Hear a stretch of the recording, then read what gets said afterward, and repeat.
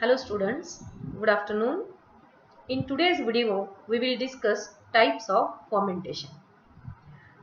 There are three major types of fermentation as batch fermentation, continuous fermentation and dual or multiple fermentation. Today we will discuss about the batch fermentation process. Batch fermentation is regarded as a closed system. Batch fermentation is a discontinuous process and the fermenter has to be cleaned after each process and a fresh batch is started. Thus, this fermentation is carried out batch wise. That means one batch is initiated. When the batch is over, the fermented broth is taken for recovery. The fermenter is emptied, it is washed, cleaned, sterilized and the next batch is started. When that batch is finished, again the fermentation is stopped, the fermented broth is withdrawn for recovery of the product, the fermenter is emptied, it is washed, cleaned and the next batch is initiated. The process carried out in this way is called as batch fermentation. In batch fermentation process, the medium is prepared. It is sterilized and added to the previously sterilized fermenter. Or first the medium is prepared, added to the fermenter and then medium and fermenter are sterilized together. After sterilization, the fermenter, the medium is allowed to cool and then inoculum or starter culture is added. The fermentation is initiated after adding the inoculum. The fermentation is allowed to proceed. It is allowed to complete. And during the fermentation, all the conditions are monitored and carefully controlled. The fermented broth is withdrawn for recovery and purification of the product after the end of the incubation period. The fermenter is then washed, cleaned, sterilized and made ready to start the next batch. There are certain advantages of batch fermentation, and batch fermentation is a popular process of fermentation because it requires less space. Controlling the fermentation and monitoring the fermentation is easy if it is carried out batch wise. The chances of contamination are less. The fermentation is simple to operate and the fermentation is used where the shelf life of the end product is short. This process is useful specifically for the secondary metabolites.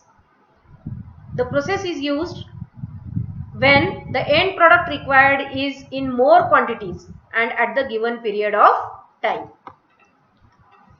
There are certain disadvantages associated with the batch fermentation process. The growth rate of microorganisms is slower.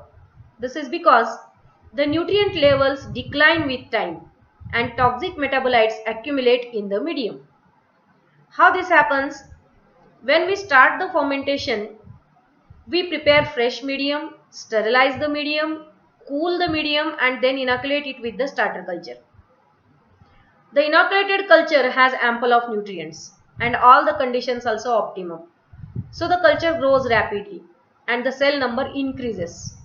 As the cell number increases, there will be competition for getting the nutrients.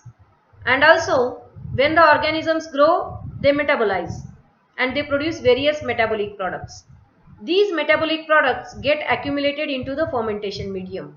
And some of these metabolic products are toxic for the growth of microorganisms.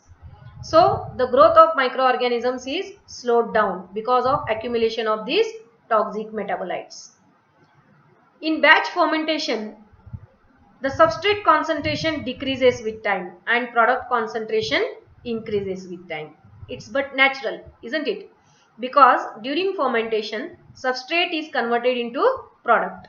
So as the time passes, the substrate will be more and more substrate will be converted to the product.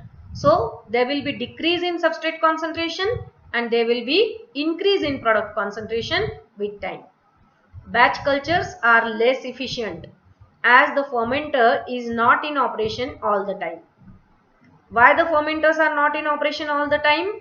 Because in batch fermentation there are two types of phases. One phase we call as productive phase and another time is called as non-productive phase. During productive phase, the fermenters are in actual use. Means the microorganisms are acting on the substrate and the substrate is getting converted into the product. This is productive time. And there is also non-productive time. In this non-productive time, the time that is required for washing, cleaning, sterilization of the fermenter is included. So the time that is involved in washing the fermenter, cleaning the fermenter, sterilizing the fermenter and reinitiating the fermenter is non-productive time. So the batch culture is not very efficient for product formation. This is the design of a typical batch fermenter. You can see here it is a closed fermenter, closed system that is shown in the diagram with all the ancillary equipments made available for good growth of the microorganism and product formation. This is in more detail the design of a typical batch fermenter. The fermenter is a vessel, large vessel. It has provision for the aeration through sparger, agitation through impeller blades. There is temperature control device in the form of heating or cooling jacket. Steam injection port is there. There is a point for harvesting the fermented broth after completing the fermentation. There is provision for addition of antifoam agent. There is provision for pH control by acid and base reservoir, and pressure is also monitored, and there is exit for filtered or waste gases also. This is about batch fermentation. Then a slight modification in batch fermentation is also there, that is called as fed batch fermentation. It is a modified batch fermentation.